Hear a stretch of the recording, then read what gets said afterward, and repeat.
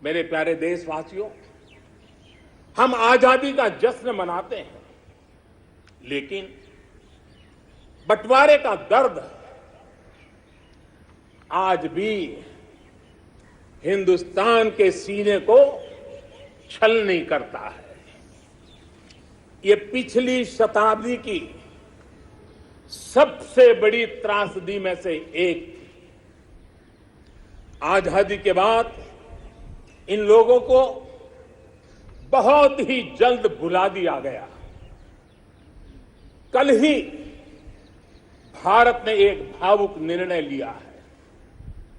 अब से हर वर्ष 14 अगस्त को विभाजन विभीषिका स्मृति दिवस के रूप में याद किया जाएगा।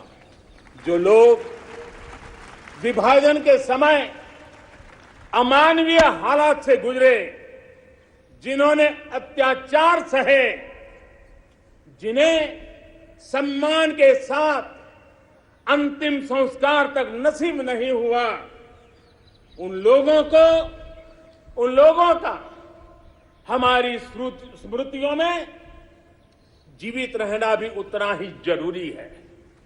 आजादी के 75वें दिवस, स्वतंत्रता के दिवस पर विभाजन विभीषिका स्मृति दिवस का तय होना ऐसे लोगों को हर भारतवासी की तरफ से आदरपूर्वक श्रद्धांजलि है।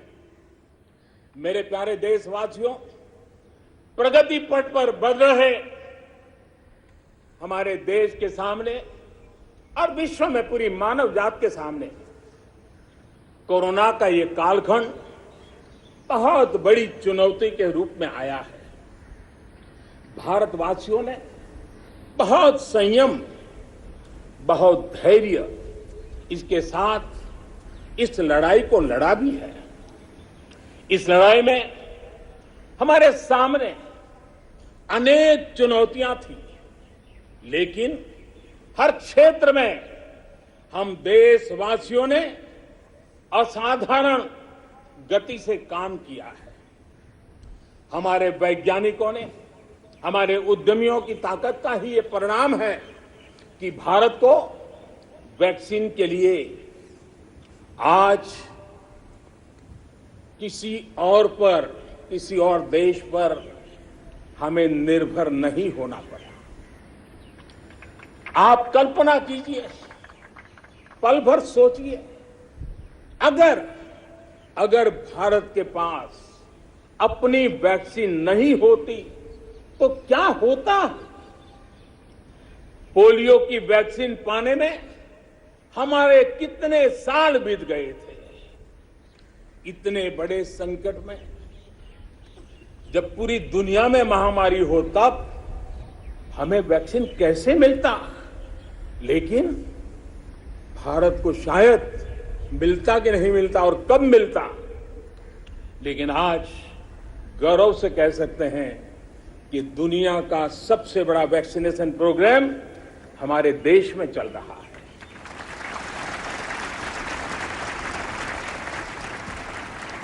54 करोड़ से लोग, 54 करोड़ से ज्यादा लोग वैक्सीन डोज लगा चुके हैं।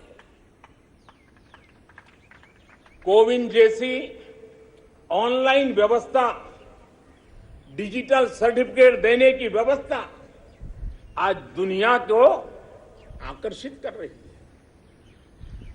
महामारी के समय भारत जिस तरह से 80 करोड़ देशवासियों को महीनों तक लगातार मुफ्त अनाज देकर के उनके गरीब के घर के चूल्हे को जलते रखा है, यह भी दुनिया के लिए एक अचरज भी है और चर्चा का विषय भी है। ये बात सही है कि अन्य देशों की तुलना में भारत में कम लोग संक्रमित हुए। ये भी सही है कि दुनिया के देशों की जनसंख्या की तुलना में भारत में हम अधिकतम मात्रा में हमारे नागरिकों को बचा सके। लेकिन ये हमारे लिए पीठ थपथपाने का विषय नहीं है, संतोष पाकर के सो जाने का विषय नहीं है। ये कहना कि कोई चुनौती नहीं थी, ये हमारे अपने विकास के आगे के रास्तों को बंद करने वाली सोच बन जाएगी। दुनिया के समृद्ध देशों की तुलना में हमारी व्यवस्थाएं कम है। विश्व के पास, समृद्ध देशों के पास जो है वो हमारे पास नहीं है। लेकिन इन सारे प्रयासों के बावजूद भी, और दूसरी तरफ हमारे यहां जनसंख्या भी बहुत है, विश्व की तुलना में बहुत जनसंख्या, और हमारी जीवन शैली भी कुछ अलग सी है। सारे प्रयासों के बाद भी कितने ही लोगों को हम बचा नहीं पाए, कितने ही बच्चों के सिर पर कोई हाथ फेरने वाला चला गया, उसे दुलारने, उसकी जिद पूरी करने वाला चला गया। ये असहनीय पीड़ा, ये तकलीफ हमेशा से साथ रहने वाली है।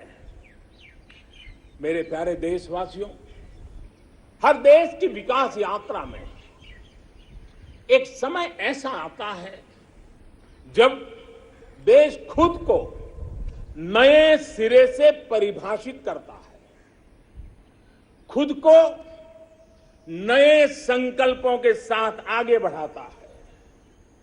भारत की विकास यात्रा में भी आज वो समय आ गया है। 75 वर्ष के अवसर को हमें एक समारोह भर ही सीमित नहीं करना है। हमने नए संकल्पों को आधार बनाना है, नए संकल्पों को लेकर के चल पड़ना है। यहां से शुरू होकर अगले 25 वर्ष की यात्रा, जब हम आजादी के शताब्दी मनाएंगे, नए भारत के सृजन का यह अमृत काल है। इस अमृत काल में हमारे संकल्पों की सिद्धि हमें आजादी के 100 वर्ष तक ले जाएगी, गौरवपूर्ण रूप से ले जाएगी।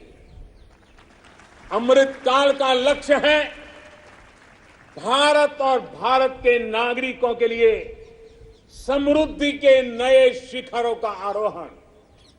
अमृत काल का लक्ष्य है एक ऐसे भारत का निर्माण जहां सुविधाओं का स्तर गांव और शहर को बांटने वाला न हो। अमृत काल का लक्ष्य है एक ऐसे भारत का निर्माण जहां नागरिकों के जीवन में सरकार बेवजह दखल ना दे। अमृत काल का लक्ष्य है एक ऐसे भारत का निर्माण जहां दुनिया का हर आधुनिक इंफ्रास्ट्रक्चर हो, हम किसी से भी कम न हो। यही कोटि कोटि देशवासियों का संकल्प है। लेकिन संकल्प तब तक अधूरा होता है जब तक संकल्प के साथ परिश्रम और पराकाष्ठा की, परिश्रम और पराक्रम की पराकाष्ठा ना हो।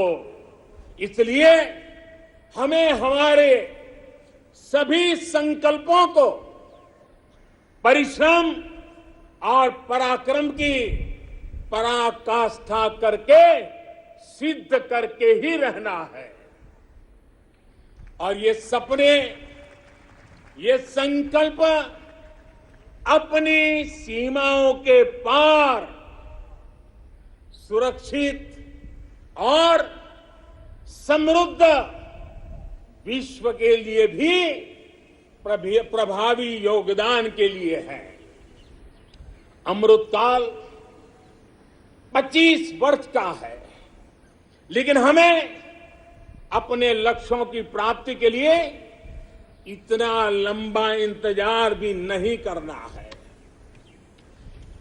हम अभी से जुड़ जाना है। हमारे पास गंवाने के लिए एक पल भी नहीं है। यही समय है, सही समय है। हमारे देश को भी बदलना होगा और हमें एक नागरिक के नाते अपने आप को भी बदलना ही होगा। बदलते हुए युग के अनुकूल हमें भी अपने आप को ढालना होगा। सबका साथ, सबका विकास, सबका विश्वास, इसी श्रद्धा के साथ हम सब जुट चुके हैं। लेकिन आज लाल किले की प्राचीर से आह्वान कर रहा हूं, सबका साथ, सबका विकास, सबका विश्वास और अब सबका प्रयास हमारे हर लक्ष्यों की प्राप्ति के लिए बहुत महत्वपूर्ण है। बीते 7 वर्षों में शुरू हुई अनेक योजनाओं का लाभ करोड़ों गरीबों को उनके घर तक पहुंचा है। उज्ज्वला से लेकर आयुष्मान भारत की ये ताकत आज देश का हर गरीब जानता है। आज सरकारी योजनाओं की गति बढ़ी है, वो निर्धारित लक्ष्यों को प्राप्त कर रही है। पहले की तुलना में हम बहुत तेजी से बहुत आगे बढ़े, लेकिन सिर्फ बात यहां पूरी नहीं होती।